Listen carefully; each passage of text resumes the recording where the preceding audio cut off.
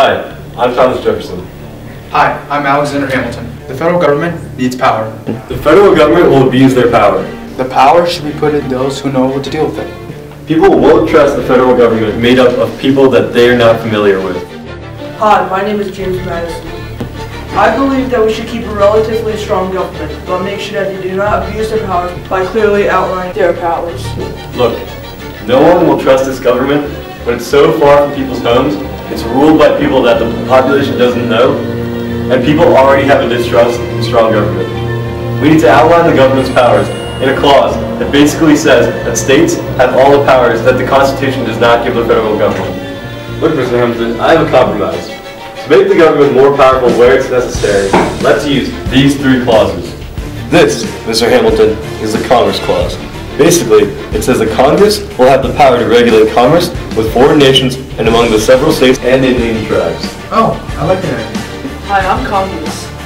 The Taxing and Spending Clause basically says that Congress has the power to tax individual states and their individual populations.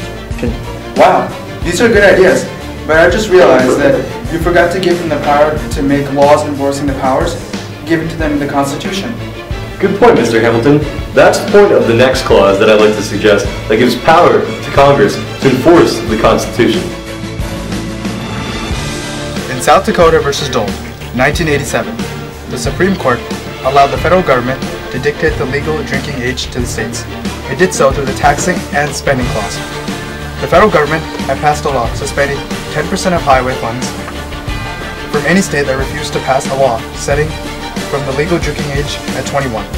South Dakota sued the federal government, naming Elizabeth Dole as the defendant because she was then the Secretary of Transportation. Hey Madison, can you summarize this amendment? The powers delegated by the proposed Constitution of the federal government are few and defined. Those which are to remain in the state governments are numerous and indefinite. The former will exercise principally on external objects as war, peace negotiations, and foreign commerce.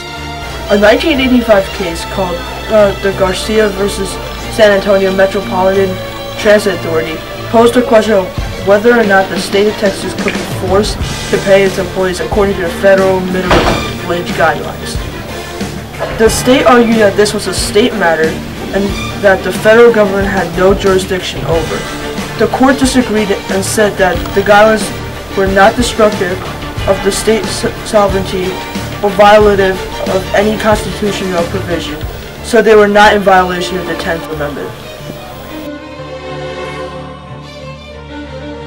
Shubham's scene skipped. Hi, I'm Dan Way. On behalf of my group, we'd like to say that we believe that there are many changes that could be made to the 10th Amendment, and it should go under review by Congress or the Supreme Court. It should not be abolished because it does a good job in controlling the government's power.